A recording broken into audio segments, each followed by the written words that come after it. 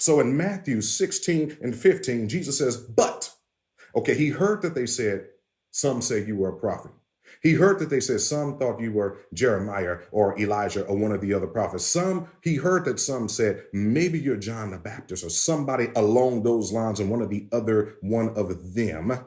But Jesus said, I get all of that. I expect them to answer this question like this. But let me throw this around because I want to go deeper. Who do you say I am?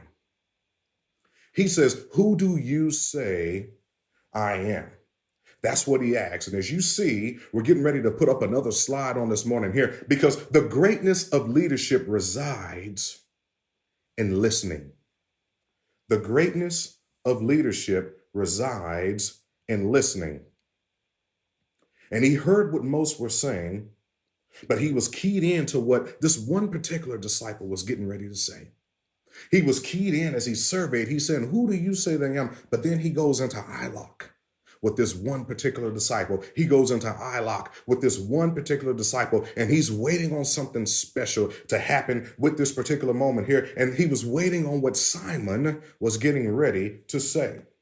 And as we know on today, that Simon's great response to this question allowed the beautiful and bountiful eyes of heaven to lock in with the curiosity of the eyes of earth, because God spoke through Simon and he looked into the eyes of the holy carpenter, and the great revelation during this time begins to take place. So therefore, in Matthew 16 and 16, Simon says, with all of the energy and all of his grit, of his girt, and everything deep down on the inside of him, he says, you are the Christ, the Son of the living God.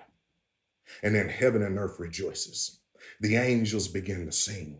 God sits up big and tall with his chest out, saying, now we're getting ready to take things to another level. This is why the survey had to go deeper than just the surface. This is why the survey had to go deeper than just the questions from the outsiders. This is why the survey had to go deeper, deep down into the pits, deep down into the abyss, deep down beneath everything, because Jesus knew that this was going to lay the foundation of something great. When Simon says, thou art the Christ, the Son of the living God, now something magnificent is getting ready to happen. And what I want you to know, that Jesus' response is, blessed are you, Simon, son of Barjona. And for flesh and blood did not reveal this to you, but my Father who is in heaven. And then there's something that magnificent that happens here. Jesus changes his name from Simon to Peter, because remember, Peter in Hebrew means the rock.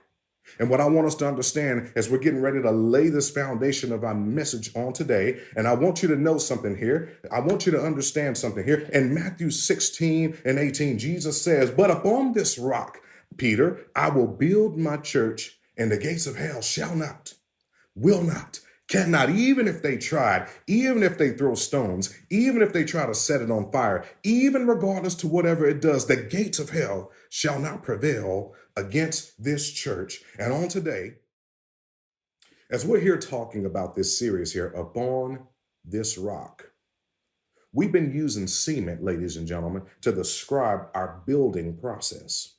We've been using cement because cement is about as close to rock that we can get. And we're using that because cement is what we use to build our structural foundations. Last week, if you recall, we talked about the cement truck, and the cement tank on that truck, it continues to revolve and it keeps things moving, because cement in that phase of it, if we've talked about the different phases of matter, cement is in its liquid form. So that truck has to have that tank to continue to revolve so it can keep the cement in its liquid state of form. Because as we said last week, and this is just a little refresher, once the tank stops, then cement begins to take its formation. Once the tank stops, cement then begins to form into its final formation. But what happens is this tank, as it continues to revolve, what it's doing is it's keeping that cement, in a state where it can be poured. And as long as cement is in its liquid state, as long as cement is revolving in the truck, cement has the ability to then be molded and shaped. And once it's time for that cement to be poured out, The concrete finishers, okay, once it comes out of that chute, the concrete finishers are right there. They're in position, they're in place, and they're ready to help form it into the shape that it needs to be in. Don't somebody know God is going somewhere with this message? Because I want you to see the next slide that we have up on this morning. As we've stated, when God is ready to pour you out for your purpose, he will have the right people in place to help mold and shape your vision. And remember, as long as your vision is lined up with God, it's his vision that's working through you. So he will mold and shape your vision. This is what I want us to know, and this is what I want us, in fact, to understand. That as God says in Jeremiah, okay, what he says in Jeremiah is that he knows the plans that he has for you. In other words, he knows the blueprint that he has for your life. He knows that. He says, I know the plans that I have for you, says the Lord. Plans to prosper you, not to harm you, plans to give you a hope and a future. That's the blueprint. We had a message last year called the blueprint. Remember Jesus giving that sermon on the mountain? He was laying the foundation of the blueprint. But then as he began to give this, but going back to this word separation, not everything about separation is bad. Okay, when separation can represent boundaries, as we just talked about, such as a frame, which is the context of our word on today, it can be a good thing. Because here's one thing I want us to understand. Boundaries can represent discipline. Boundaries can mean there's a limit. Boundaries can also represent a certain structure.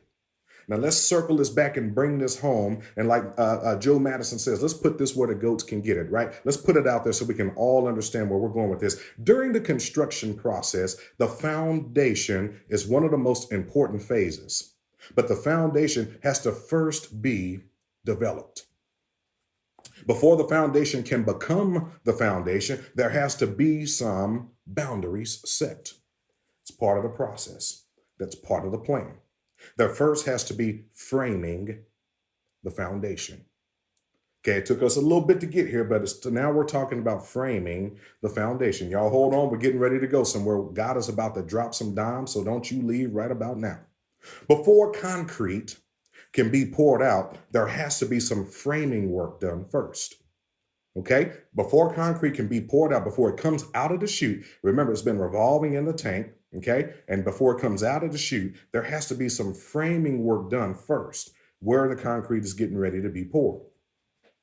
When it comes to concrete framing, here's how it works. There's plywood that has to take shape.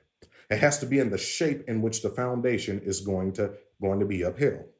Okay, so there's some rebar that also goes in, and I would have had some photos up this morning here just to kind of give you, I'm a very artistic person. I'd like for you to see that, but just imagine.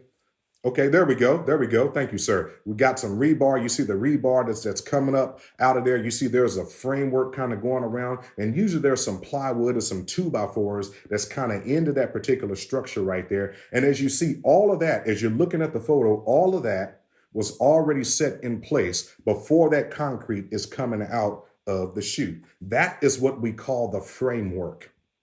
That, ladies and gentlemen, is called the framework. Eric, you do a wonderful job, and thank you so much. You're like the organist that knows where the preacher is going in the world of digital technology here. So I appreciate you, sir.